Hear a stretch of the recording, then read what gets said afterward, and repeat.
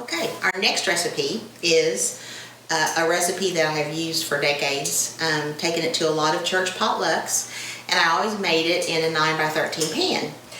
It's easy to make, and nowadays you have all kinds of fun cutting tools that you could cut this with, and you can see it is an old My Great Recipes.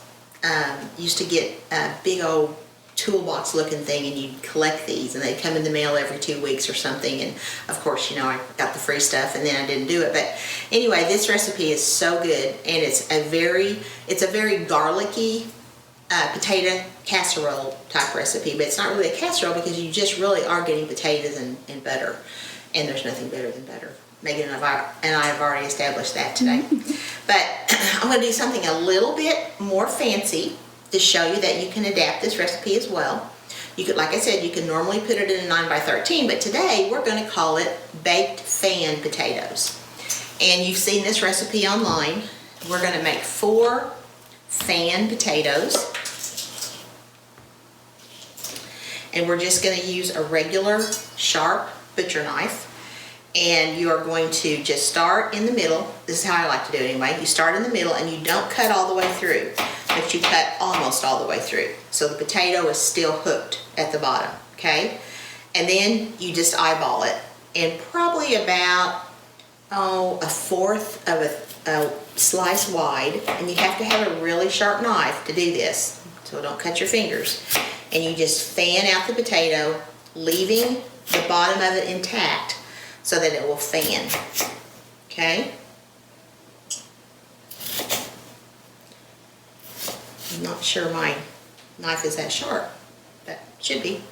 It's one of Ronnie's favorite things to do. He likes to keep my knife sharp.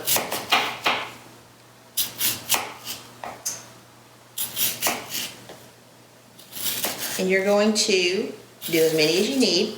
Usually you're going to have potato per person, but they can be small, because if you're like us, you have like 25 recipes at Christmas and you just don't need that much food. You end up cooking way too much. So after you fan it, you see your potato is going to still be hooked at the bottom. I don't know if that's if you can see it, but it's going to fan out. The more that you cut it, the closer that you cut it to the bottom, the more it's going to fan out, okay? Now I'm going to do one more, and then through the magic of video, we're going to turn it off so that you don't have to watch me cut 4 potatoes. If you go all the way through, not a big deal, okay? You can still put it together in the pan. And the thinner you get them, the quicker they seem to cook. Alright, so through the magic of video, we now have 4 fanned potatoes in just a little 8 by 8 casserole dish. Also, we melted a 1 stick of butter, real butter. I used to use, I'm going to date myself again, I used to use oleo or margarine in this recipe when we were first married, because it was a lot cheaper than butter. But now you can't beat butter, and I don't even hardly ever buy oleo anymore. And also, this recipe calls for, and you can do it either way, I just like butters. I've done it with butter. It calls for a 1/4 cup of butter, which is a 1/2 stick of butter, and a 1/4 cup of oil. And you can use that combination, and it gives it a little bit of different flavor. It's a little greasier to me.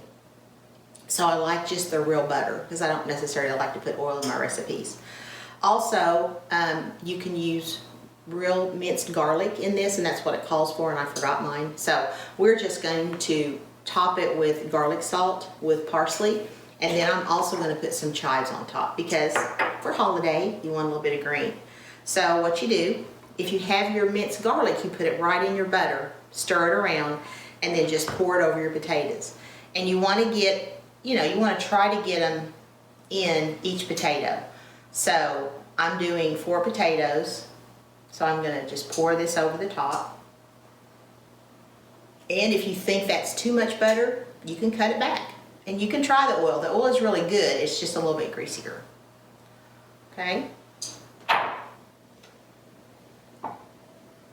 And then, like I said, I'm just going to salt it on top. We like to roll our baked potatoes in the heavy salt, the kosher salt. So this, you could do that as well on this potato, and but this is garlic salt. I like the flavor of the garlic.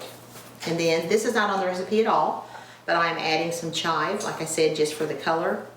And you just sprinkle it on top. It will bake right there and stay in place. So when you put it on your plate, you have a really pretty looking potato. So once again, you can see the finished product. It's just plain old potatoes with butter and chive and garlic salt. You place this in a 400-degree oven, and I usually try to stick a fork right in the middle to make sure that they're soft, but they're not mushy. You don't want to cook them too long.